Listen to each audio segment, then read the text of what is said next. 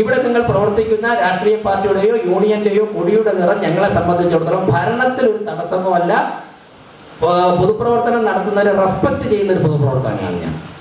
നിങ്ങൾക്ക് ഏത് കൊടി കെട്ടണമെങ്കിൽ കൊടി കെട്ടാം, പാർട്ടി യൂണിയൻ പ്രവർത്തനം നടത്താൻ യൂണിയൻ പ്രവർത്തനം നടത്താം. പക്ഷേ 10 മണിക്കോ 5 മണിക്കോ ഇടയ്ക്ക് ഒപ്പിട്ടിട്ട് വന്നിട്ട് പോസ്റ്റ് ഒട്ടിക്കാൻ പോകാൻ വേണ്ടി സാധിക്കില്ല. അത് ഏത് പാർട്ടിയുടെ ആയാലും സാധിക്കില്ല എന്നുള്ളതാണ് എനിക്ക് ഒരു കാര്യം സൂചിപ്പിക്കാനുള്ളത്.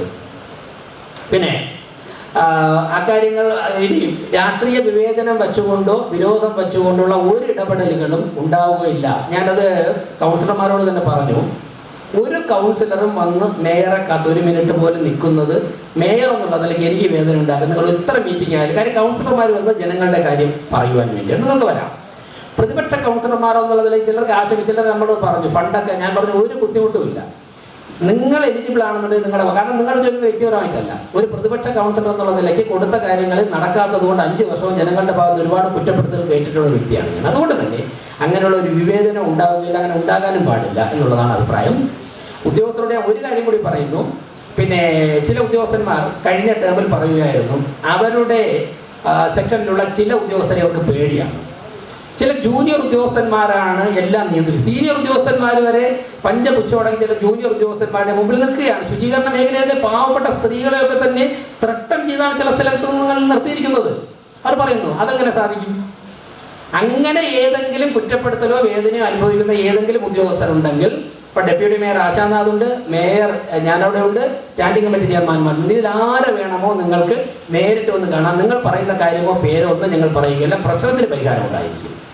ഒരാശങ്കയും വേണ്ട, ഒരു മീഡിയേറ്ററുടെ ആവശ്യമില്ല. നിങ്ങളുടെ വ്യക്തിപരമായ കാര്യങ്ങൾ, ജോലി ചെയ്യുമ്പോൾ ഉണ്ടാകുന്ന ജെന്യൂനായിട്ടുള്ള കാര്യങ്ങൾ, ഇപ്പോൾ ചിലരുടെ വാശിയിൽ എന്താണ് അതിൻ്റെ ഓർഡറൊക്കെ വിട്ടിട്ട് കാട്ടായിക്കുളത്തുള്ള ആളിനെ എടുത്തിട്ട് ദേഷ്യത്തിൽ വിഴിഞ്ഞത്ത് പോസ്റ്റ് ചെയ്യും.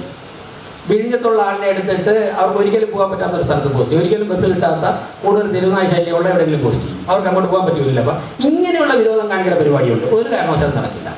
മാനുഷിക പരിഗണന വെച്ചുകൊണ്ട് അവർക്ക് എന്തെങ്കിലും വീടിനകത്ത് കൊടുക്കണമെന്നുണ്ടെങ്കിൽ നിയമം അനുവദിച്ചുകൊണ്ട് ചെയ്തു കൊടുക്കണം. അവർ ജോലി ചെയ്യാത്തതുകൊണ്ട്, അവരേതെങ്കിലും ഒരു പത്രത്തിൻ്റെ വരിക്കാരാവാത്തതുകൊണ്ട്, അവർ കൊടി പിടിക്കാത്തത് കൊണ്ട് അവരെ എടുത്ത് ട്രാൻസ്ഫർ ചെയ്യുക, അങ്ങനെയുള്ള ഭീഷണിയുടെ ഒന്നും അതിൻ്റെ ഒന്നും ആവശ്യമില്ല. ഞാനിത് സൂചിപ്പിച്ചത് അങ്ങനെ ആരെങ്കിലും അനുഭവിക്കുന്നുണ്ടെങ്കിൽ നിങ്ങൾക്ക് വളരെ നേരത്തെ എന്നോട് സൂചിപ്പിച്ചൊരു കാര്യമുണ്ട്. ഞാൻ പലതവണയും ജില്ലാ കളക്ടറോടും ഡെപ്യൂട്ടി കളക്ടറോടും ഇവിടുത്തെ ചില ഉദ്യോഗസ്ഥന്മാരോടും ഒക്കെ കുറച്ച് കയർത്ത് സംസാരിക്കേണ്ടി വന്നിട്ടുണ്ട് BJPയുടെ ജില്ലാ പ്രസിഡന്റ് ആയ സമയത്ത്. കാരണം BJPയുടെ ഫ്ലക്സ് മാത്രം പാർട്ടി പരിപാടി കഴിയുന്നതിനും എടുത്തു മാറ്റും. ഞങ്ങളിപ്പോൾ ഒരു ഫ്ലക്സ് ബോർഡ് അടിക്കണമെങ്കിൽ ഒരു ബോർഡിന് 2000-3000 രൂപ വെച്ചിട്ട് 100 ബോർഡ് അടിക്കണമെങ്കിൽ എത്ര ലക്ഷം രൂപയാവും?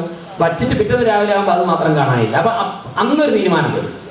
അന്ന് എന്തെങ്കിലും ഒരു പുതിയ തീരുമാനം വന്നേച്ചാൽ അടുത്ത് മാറും. ഒരു പാർട്ടിയുടെയും അങ്ങനെയുള്ള ദ്രോഹങ്ങൾ ചെയ്യരുത്. പക്ഷെ പരിപാടി കഴിഞ്ഞാൽ ബോർഡുകൾ അവിടെ ഇരിക്കാനും പാടില്ല.